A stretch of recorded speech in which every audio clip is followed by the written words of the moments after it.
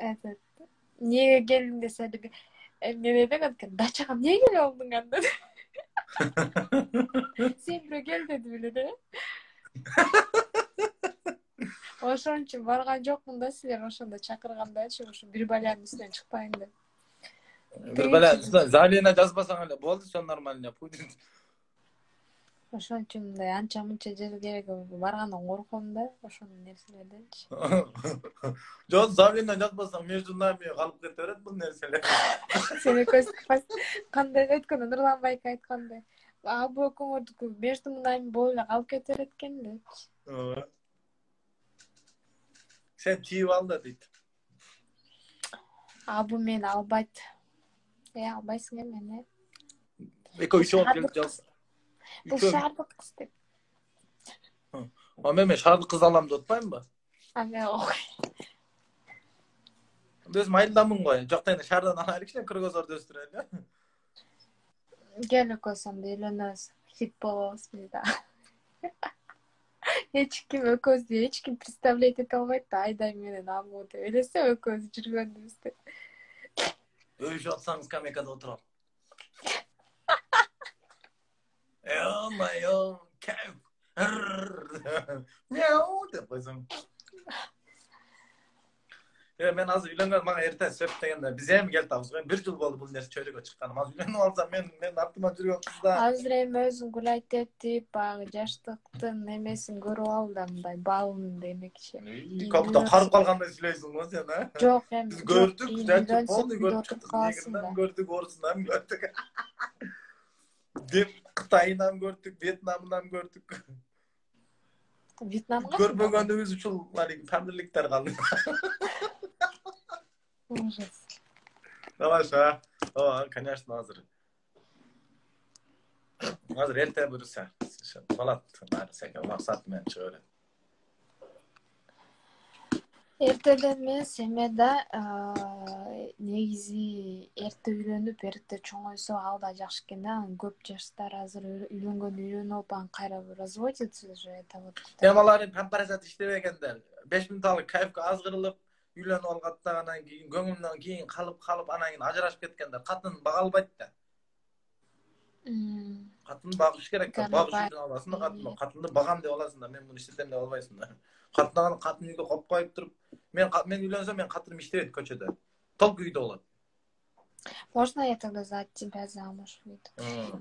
Мали? Дагы эмне алыш керек эле дедим, азыр Макс сен келсең азыр эркекчиз.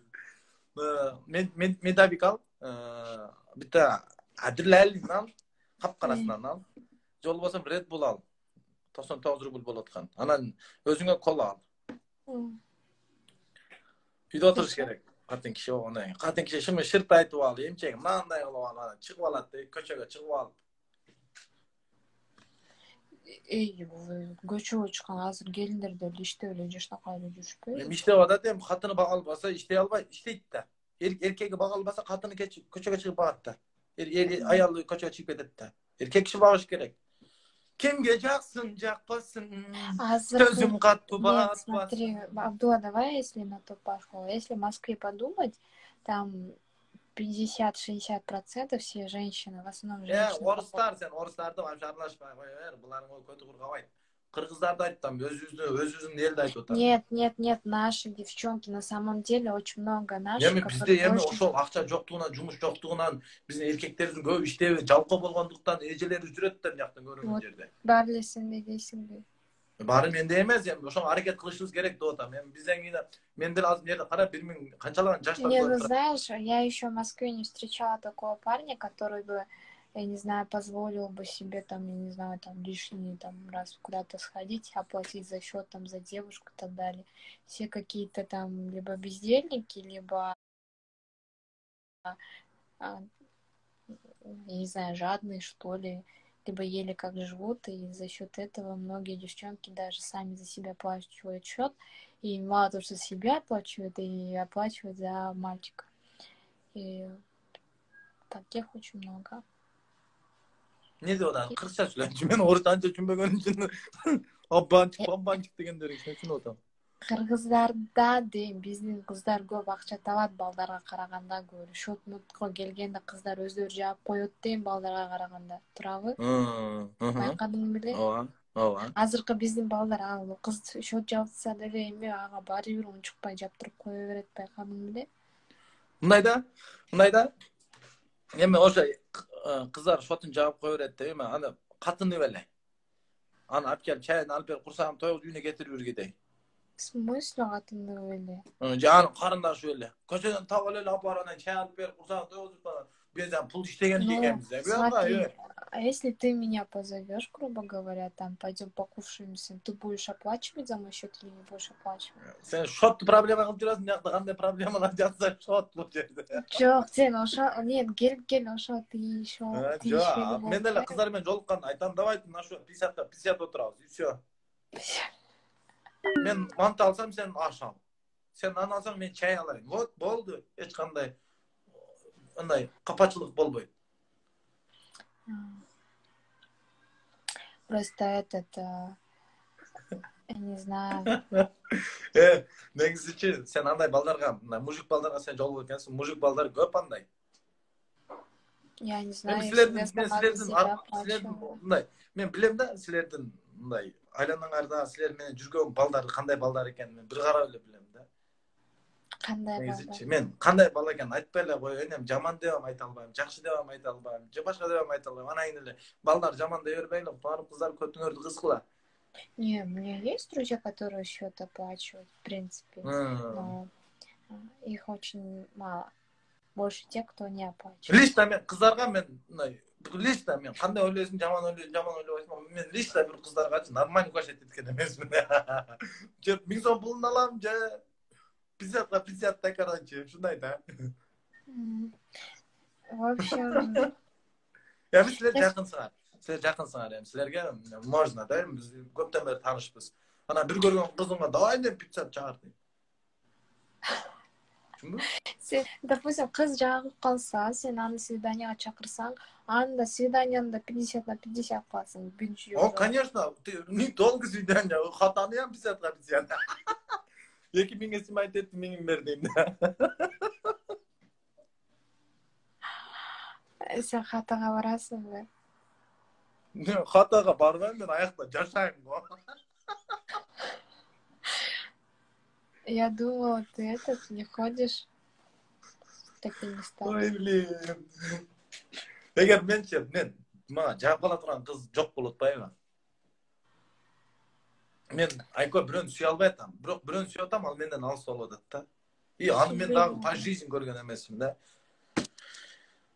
Неге мындай болот? Неге мындай болушу мүмкүн? Мындайда, как тебе сказать, нельзя любовь искать. Вообще его нельзя искать. По принципу. Кыргызча сүйлөчүмүн, айко мен кечээ айттым, мен орусча түшүнбөйм. Сүйүү негизи издеп кереги жок дейм, сүйүүнүчү.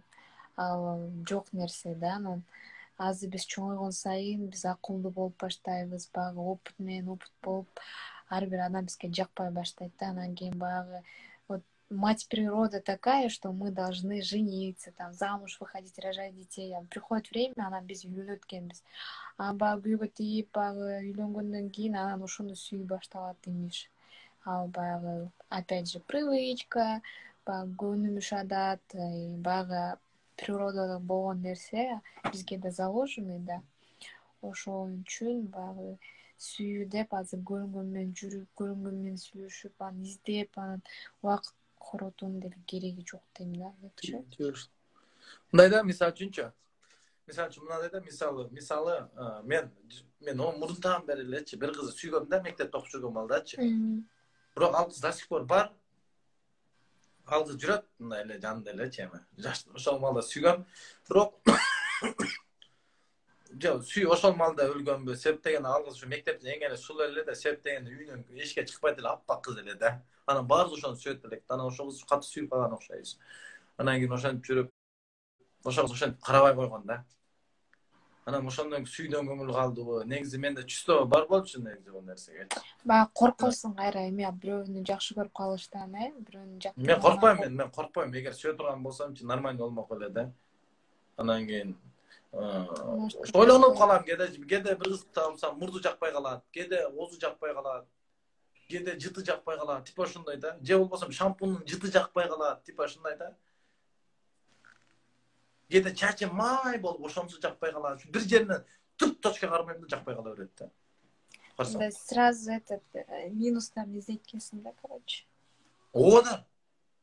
Ушундан жанына барып карасаң, манка чыгып калмаса, жакпай калат да, вот ушундай. Сразу көңүл калып калат. Да, я не знаю, какой Ошого мне кандай кажется, дарыш керек? сен однолюб болуш керексиң да, ошон үчүн ошону, допустим, мен дагы однолюбмун да. Мага, чтобы кто-то понравился, это прям нужно постараться. Блин, обязательно я когда сейчас вижу, да, эркек баланы көрүп, анан кийин эсип сүйлөшүп баштасам, мага андай жактырып эме кылайын десең, обязательно минусун көрөм да, болду. Мен уже дальше не пойду, разговор дальше не пойдет. Вот, мен дагы ушундай да. Ошо сен бир көргөндөн кийин вообще жолукпай койдуң го.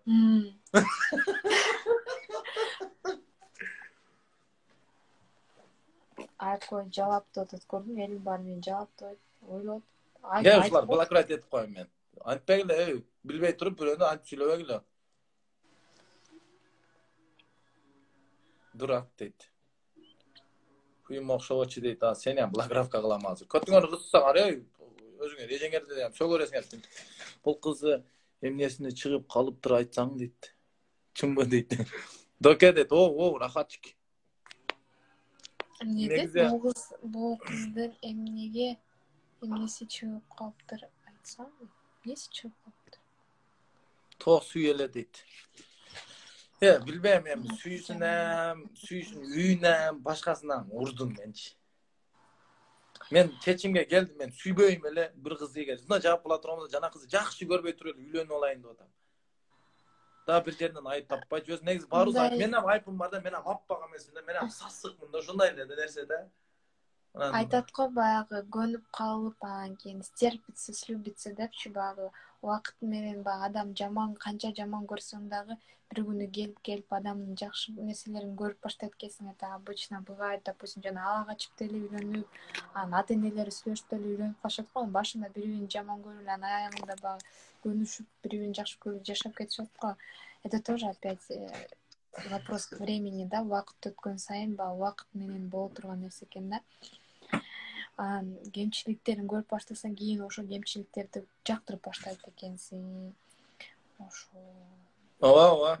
Негизи ошондой экен да, ошон үчүн мен ойлоп атпаймынбы, мен алигинтип эле сүйлөшүп жүрбөй, мындай сүйлөшпөй элечи. Сразу эле кыз жактыбы, жактым. Болсо шарт эле болдуруп туруп үйлөнүш керек экен да. Сүйлөшүп турган соң көп нерсең ачылып калат экен, айыпың. Мен, допустим, мен өзүм